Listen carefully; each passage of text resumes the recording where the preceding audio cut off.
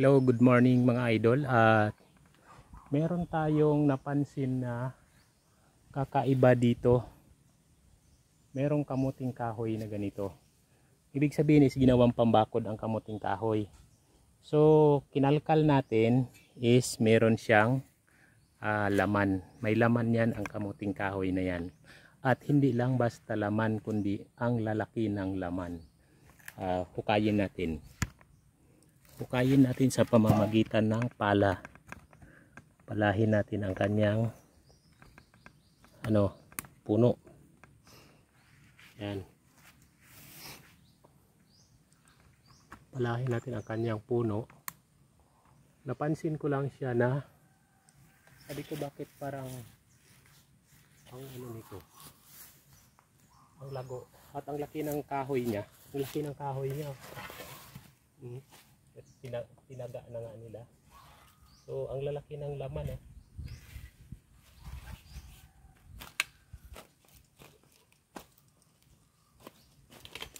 Ay, nabali pa. Nabali pa ang laman. Ayun ang problema, nabali. Ay, daming ang lalaki. Lalaki pala ng laman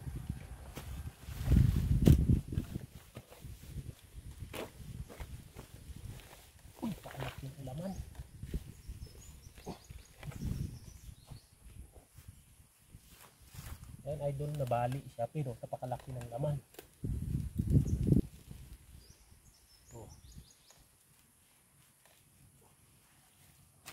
Napakalaki ng laman niya.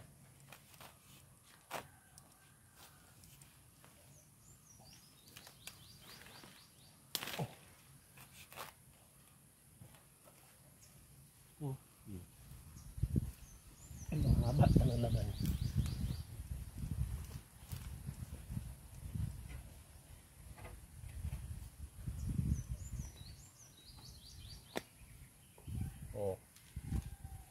Yan nabali pa yan.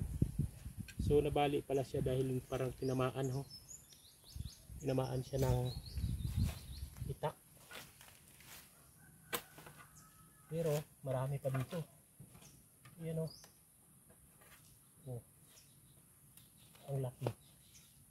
Ay, hindi pala, bali dati na itong laman tapos naglumaman ulit.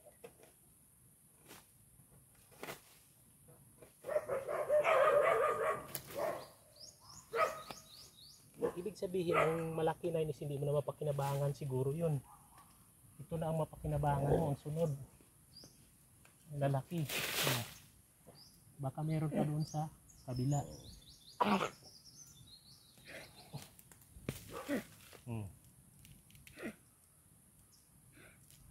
Bali tumubo na siya sa gilid ito. Pero ito is diretso ito. Ayan ang laki Ay, meron pang isa doon. May laman pa doon na isa.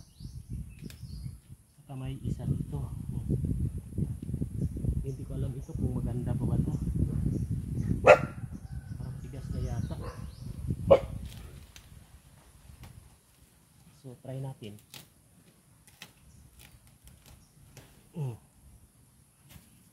Ganyan kalaki super laki. Sana masarap pa yan. Wala na, isa na lang.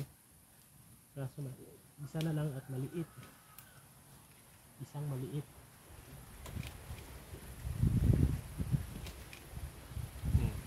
Tatlong dulo na.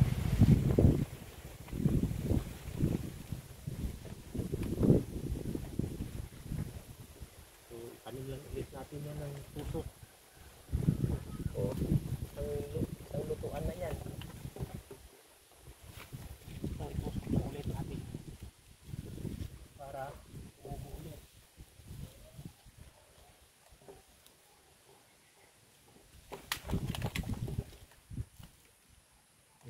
Tambakan natin. Ang kamuting kahoy kasi kahit tayo mo lang, yun yung pangbakod, nagkakalaman. Ayan. Ginawang bakod yan. Yan na, may laman na.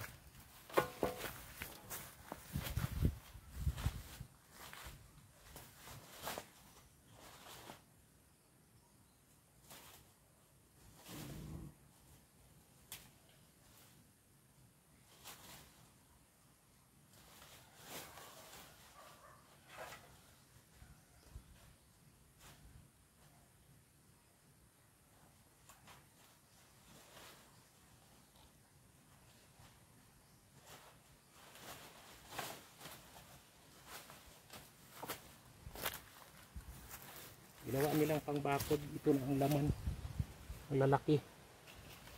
So ito siguro is hindi ito ano pangit, pero ito hindi ko lang alam kung maganda pa ba to, pero try nating lutuin.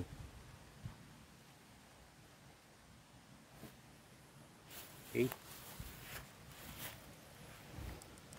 tara mga idol. Oo. Isang lagaan na ng kamote, may merienda na tayo mamaya habang nagtatanim. Ayan o, meron pa yan dyan.